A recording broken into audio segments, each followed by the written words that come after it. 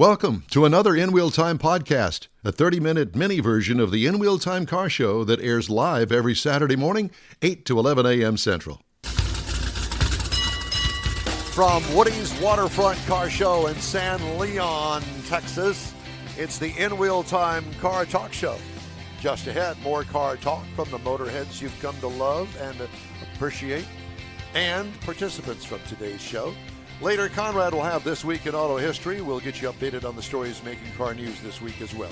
Howdy, along with Mike out of this world, King Kondrad DeLong. We need more Jeff Zekin. I'm over here. The fabulous David Ainsley. And let's not forget, Jeff Heitzman has come to support the show today. Yay. We appreciate it. I'm Don Armstrong.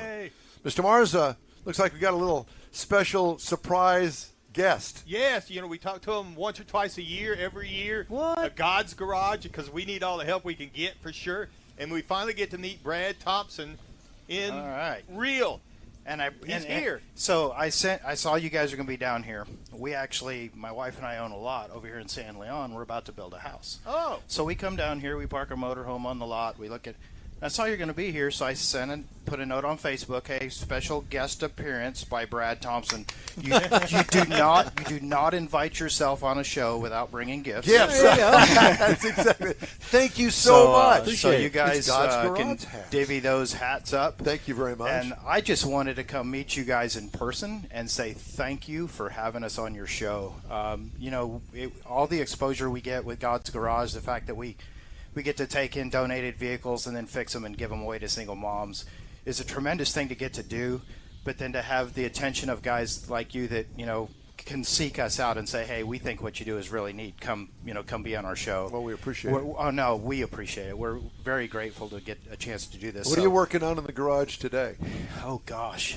We give away, 10 to 15 cars a month. Wow. So, yeah, we're going to do probably a little bit. Turned them pretty quick. We're going to do a little over 100 this year.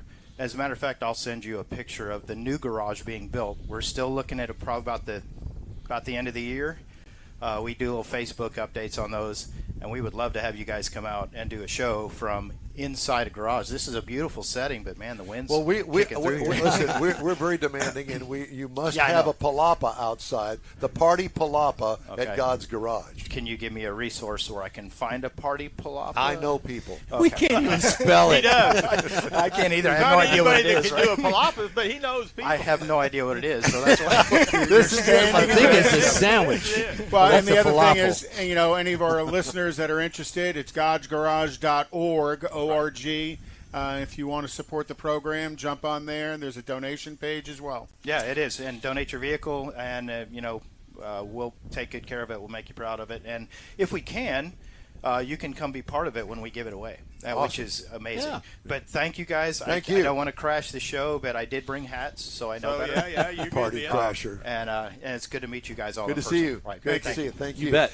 Okay, we also have another guest down here at the end. And Mr. Marza, would you please do the introduction there, please? Yes, sir. As you were going to walk off. Yeah, everybody that has came in. We came in early this morning. We saw this gold car up there, and nobody knew really what it was, but it's obviously it's a custom, a Barris custom, a 1967 Toronado custom, and it belongs to Roman Korpus, sitting right here. Roman. Good morning. Good morning. Thanks for joining us.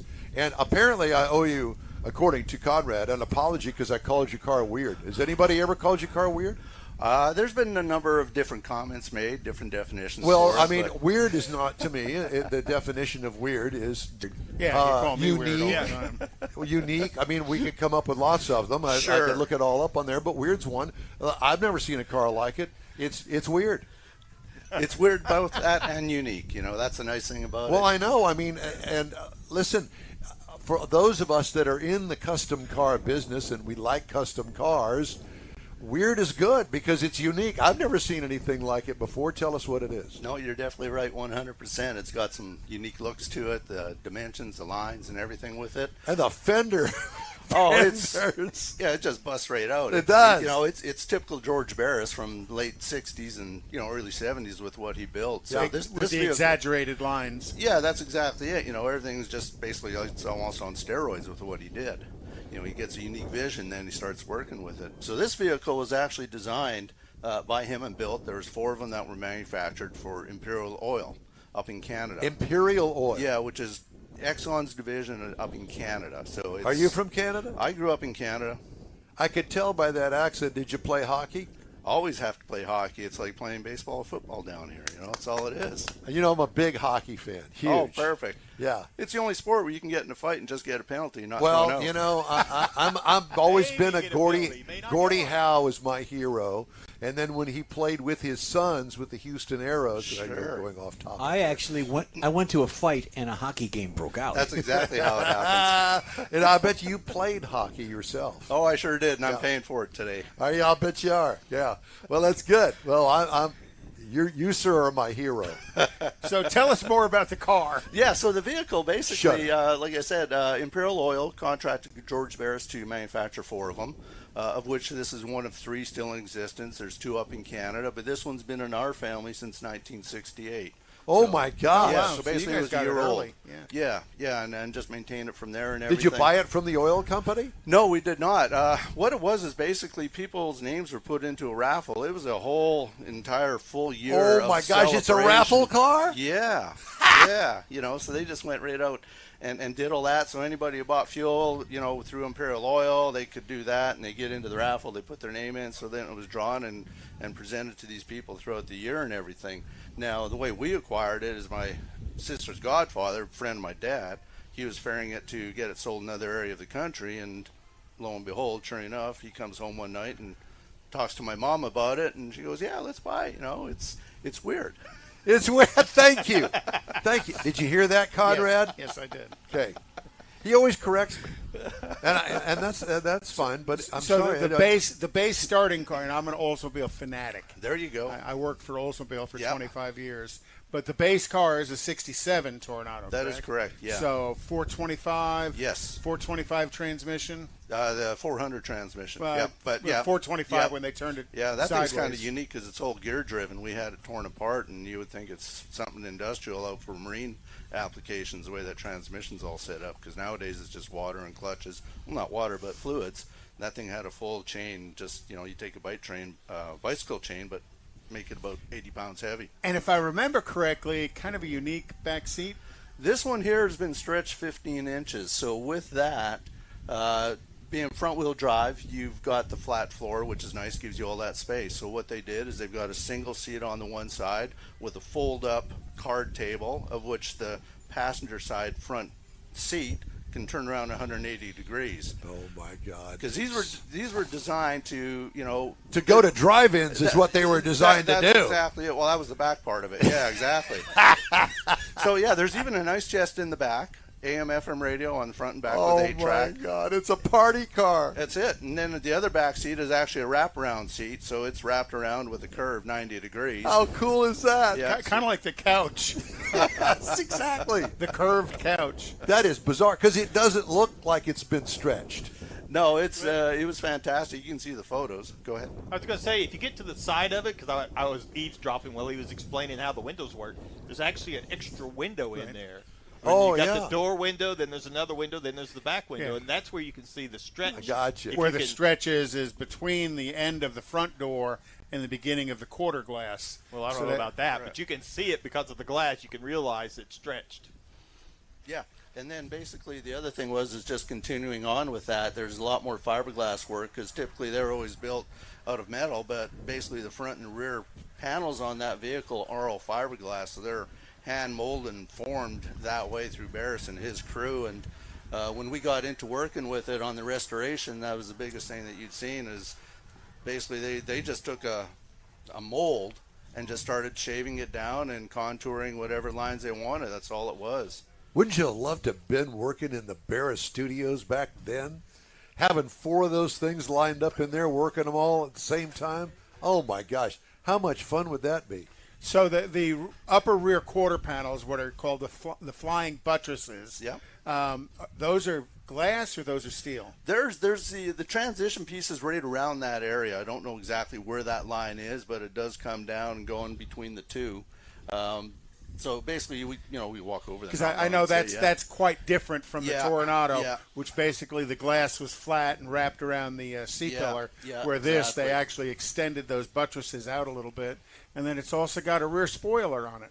It does. It's unique that way. It's got the little lip that just curves up, 2-3 inches on it. It's just got a lot of uniqueness to it.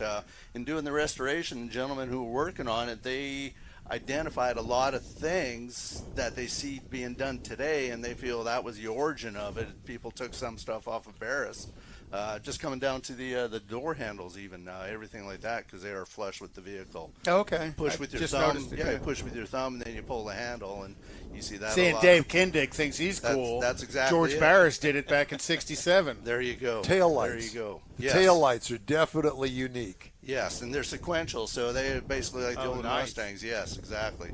Well, why doesn't that surprise me? Now, have you ever shown this at like Autorama? You know what? This thing just came out of the shop after 2-year restoration. So this is we had it in Galveston the other week for Moody. They had an inaugural. Are you going to bring it to Autorama? We're talking about it. Yeah, you should. Yeah. Yeah, most definitely. Now you trailered this in. We did. Yeah, I did today. Yeah, I would. Yeah, exactly. That's I'm located in League City, and that's all the work was done through Kima, that area. And I think that car would be a perfect fit for Autorama.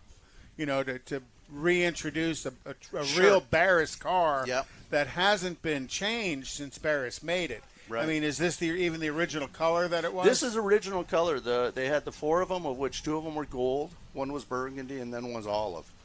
So we went back to original color as much as we could on this one here, paint match it and everything, and then the interior is actually still all original. Just cleaned it up and everything. Really? But the shag carpet right down to that. Yeah, baby. There you go. Oh, how cool is that? What do you do for a living?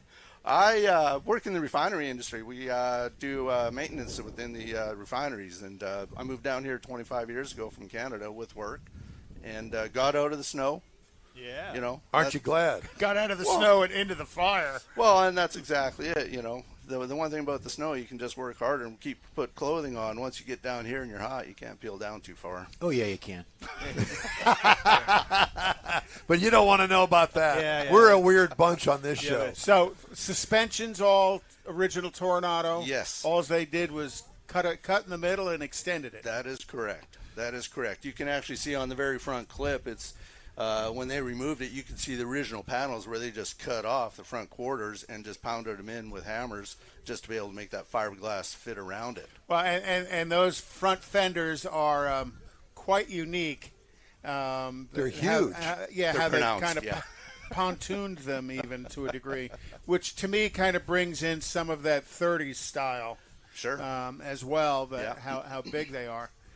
How wonderful is that? Now, I have seen, I don't know that it was yours, but I have seen this car, one of the others maybe, that has kind of floated around in the Oldsmobile world through the years.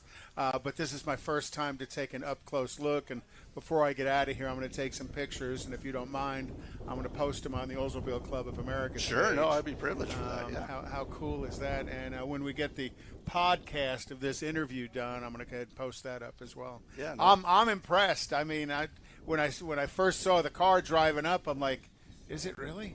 No, it couldn't be. There aren't very many of them. And then to find out that it is one of those George Barris cars, that is just way too cool. Yeah, it truly is. I've obviously never seen one. It's weird. You're gonna have to get him ball cap with that on it. It's weird. No, he's got other stuff that says I'm weird. He doesn't need to go to Austin to be weird. He can be weird all by himself. Thank you. Most places, of course. So, but your family has had this car since '68. That is correct. That in itself is a amazing. story Yes. to itself. Yeah. And you hauled it down here from Canada. I sure did, yeah. I had it under tarps and everything. A number of people asked me if I actually had 2 vehicles underneath there just because of the length of it. And it's like, see, to me, sitting here, which really isn't a fair observation, but to me, sitting here, it's not that far off from the original size of the car. It's 9 inches longer, you said? It's 15 inch stretch. Oh, 15 inches. Yeah, and then you go with the bumperettes at each end, and this car is just sitting a little over 21 feet. Are those original wheel covers? Those, no. They're actually, each of the vehicles have got some unique abilities to them. So this one here is more custom than the other ones. The other ones that I've looked at and we've discussed and seen, some of them look like they're factory, but these ones here just really couldn't identify them because they're actually two-piece. They come apart at that Really? center hub, yeah. Because you have to correct me if I'm wrong, but if I remember correctly, the Torenados had wheel covers that were kind of stood off from the wheel, I guess, because of the drive hub. Oh yeah, because the offset of the top of the wheel is the flange to mount the wheel to the hubs is way out there, and then the tires and the offset of the wheels are inboard, which is very unusual because of the front wheel drive system in it. Yeah, definitely correct. Yeah. How did I remember have you that? seen the other two cars? I have not. The one that I had seen, it might be the one you referred to, was sold 8-10 years ago to St. Louis, I believe. They did a restoration here. It went back up into Western Canada. And the other one, from what's been identified, it's in Eastern Canada. It's been in a family since the mid-'80s or something like that. So who did the restoration work for you? Creative Classics and Customs in Kemah. They're the ones. And then also Kemah Automotive did the driveline, electrical. Both of those two facilities are basically, they're just across the street from each other. I've worked with Creative Classics before, and identifying someone who can do the fiberglass work, that was probably the big thing. The thing that I really enjoyed talking with John Harden on it was initially when they looked at the vehicle, he already had a plan as to how to take off that front clip. Because basically you've got the hood, but then the fenders and the front were all one piece. Oh, wow. And fiberglass. So he was like, we need to make a jig to be able to remove this and take it off. And So Without damaging it, yeah. Do you have it insured with Haggerty? No, I went through numerous other facilities on that one there, but no, not right now with that one. That was just fresh, so I just got it punched out pretty quick. What is something valued at like that? You know, it's one of those things. Being a weird vehicle, it's in the eye of the beholder. Well, you know who the man is Woody. He would be. Woody actually did, he did an appraisal for me on that about 4 months ago, and we're six figures. No doubt. And I had seen the appraisal on it. I'm just stunned to see the car. Thank you so much for bringing it out. And like I said, are you going to be here through the end of the show? I'm here for it today. Yep. You're here for the awards. Yes, sir. And I will definitely make my way over to it and take some cool pictures of it. That is so unique, so different. Yeah, just breathtaking. Well, we sure appreciate you stopping by. It's great talking to you. Hey. Oh, gosh.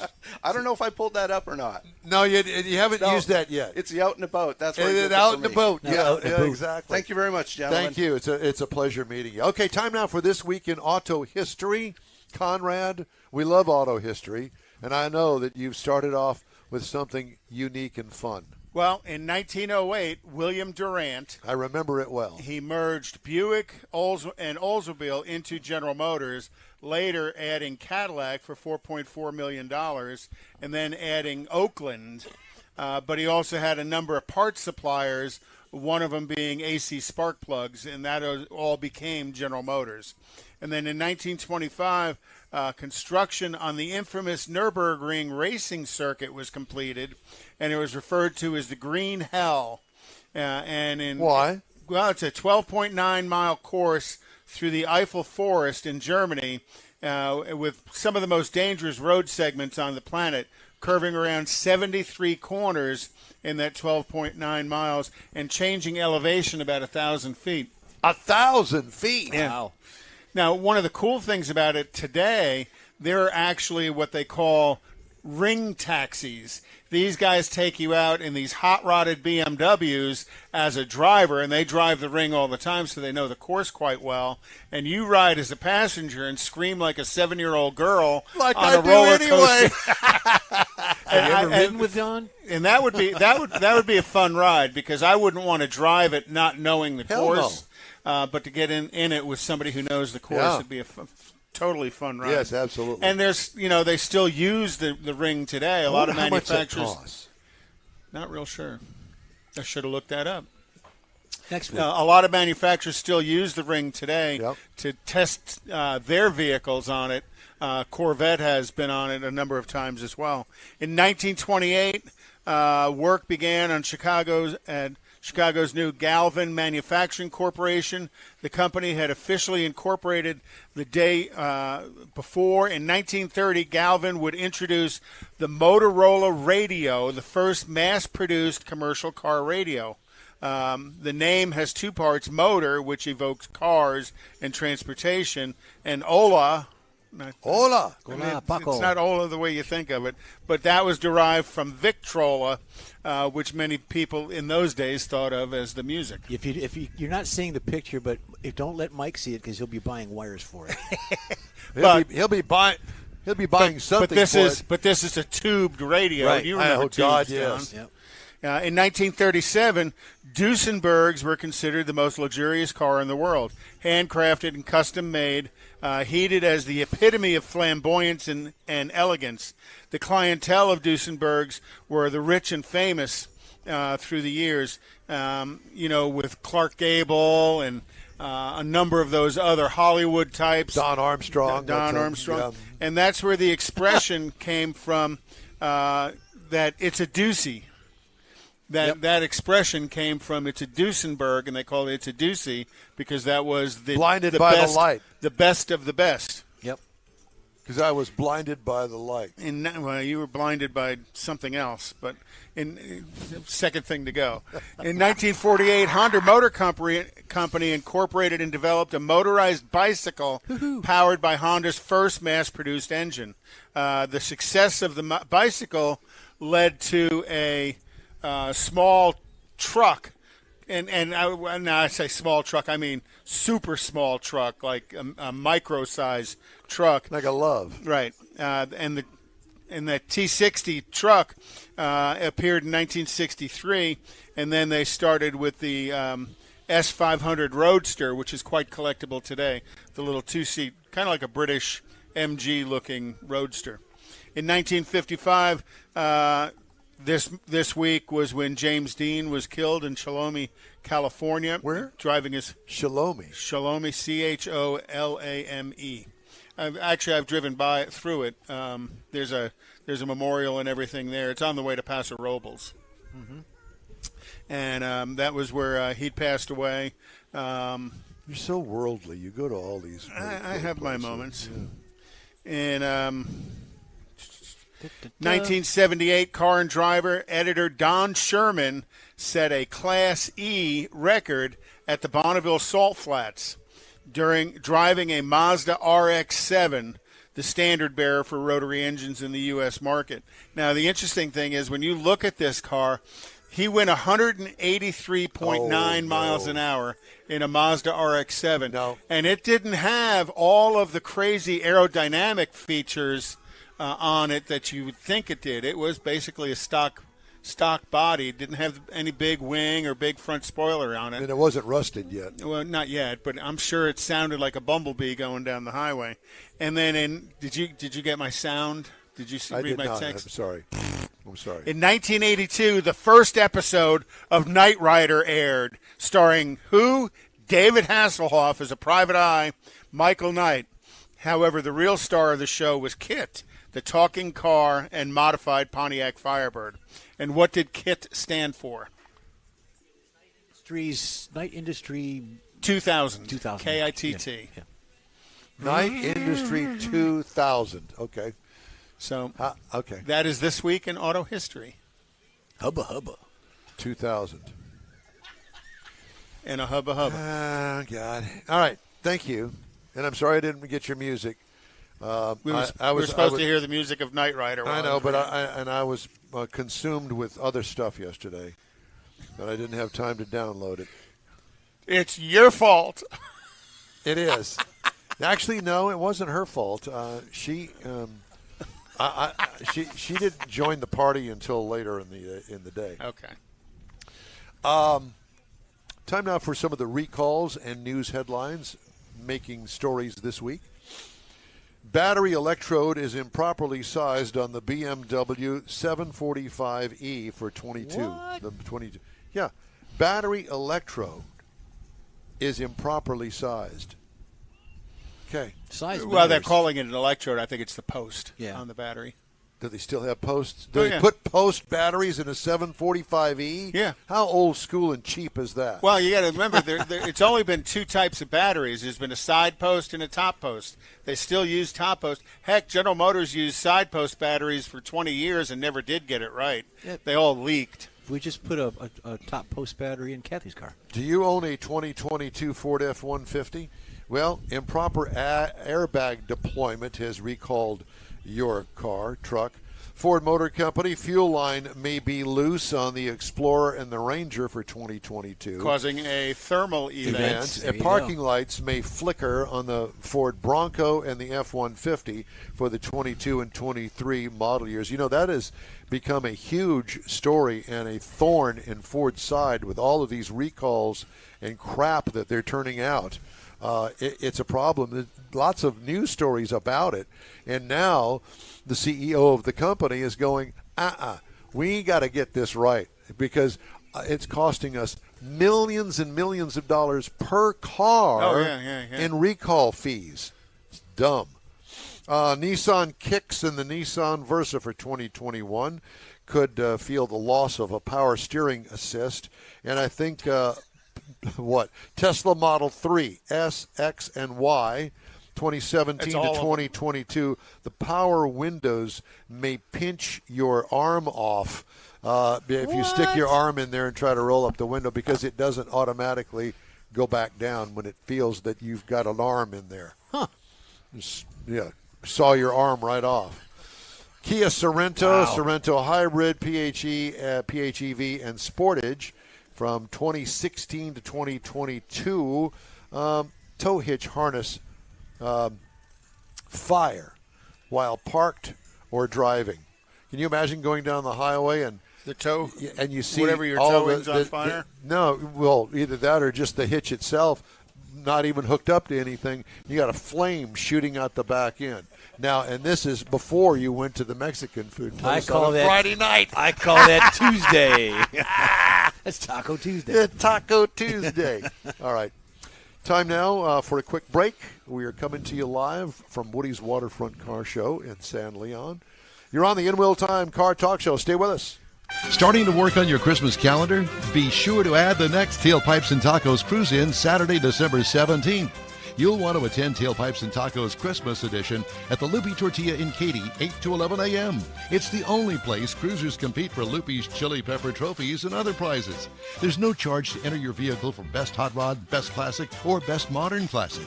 Tailpipes and Tacos is Houston's coolest and most unique cruise-in and is your opportunity to see the best hot rods, show cars, classics, and resto mods. And get Loopy Tortilla breakfast tacos with adult beverages. There's no entry fee and cars will automatically compete for those much sought-after custom Loopy trophies and other prizes. It happens at the Loopy Tortilla Tex-Mex in Katy on the Grand Parkway at Kingsland Boulevard, just south of I-10. It's the Tailpipes and Tacos Christmas Edition, Saturday, December 17th. The In Wheel Time Car Talk Show will be there too. Celebrate the Christmas season with friends and family at Tailpipes and Tacos. Saturday morning, December 17th, 8 to 11. We'll see you then, weather permitting. Gulf Coast Auto Shield is having a car social. Saturday, October 15th, 9 to noon. It's a cruise-in like no other. Expect Ferraris, Lamborghinis, Porsches, Corvettes, and Shelby Mustangs.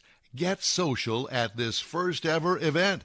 You'll also see Gulf Coast Auto Shield's private workshop. Questions are welcomed. Gulf Coast Auto Shield is easy to get to at 11275 South Sam Houston Tollway near West Airport Boulevard, just south of the Southwest Freeway. Car Social takes place Saturday, October 15th, 9 to noon. Tell your friends, bring your car, and enjoy this rare opportunity to see Houston's finest rides. You'll also learn about nano-ceramic coatings, ExoShield for your windshield, and XPEL window tint, among others. The In Wheel Time Car Talk Show will be there, too. Join us for Car Social at Gulf Coast Auto Shield, Saturday, October 15th, 9 to noon at 11275 South Sam Houston Tollway, just south of the Southwest Freeway. Visit gcautoshield.com to see the show flyer and all the details. The In Wheel Time Car Talk Show is now part of the iHeart family. Now you'll have access to 24/7 Car Talk anytime you need a fix. Just download the iHeart Radio app and ask for In Wheel Time Car Talk, and there we are. Be sure to save us in your iHeart library for instant access. No matter where you are, you have the best Car Talk Show right on your PC, laptop, or mobile device and never have to worry about finding us again. Of course, you can always get access to our video and audio streams via InWheelTime.com and your favorite podcast channel, and all of this is free to you. From the iHeart Radio app, you'll not only hear our Saturday morning live show, but the best shows of the past, updated weekly. Never miss a minute of up-to-date new car reviews, pre-owned reviews, Konrad's Car Clinic, informative interviews, automotive news, and the most fun car talk show on the planet. Just download the iHeart Radio app, search for In Wheel Time Car Talk, save it to your library, and with a tap of the icon, you'll be in touch with your favorite Car Talk team. In Wheel Time Car Talk, streaming now on iHeart.com/In Wheel Time Car Talk. That's it for this podcast episode of the In Wheel Time Car Show. I'm Don Armstrong, inviting you to join us for our live show every Saturday morning, 8 to 11 a.m. Central on Facebook, YouTube, Twitch, and our InWheelTime.com website.